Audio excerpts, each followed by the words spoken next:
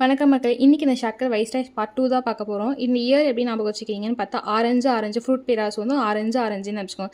Next 5 ஞாபகம் வச்சுக்கோங்க. 5 கலாச்சி 5. So வந்து 3 இருக்குது. நெக்ஸ்ட்டு 7 மட்டும் ஞாபகம் வச்சுக்கோங்க. எக்ஸ் ஞாபகம் வச்சுக்க போகிறீங்க, அவள் தான்.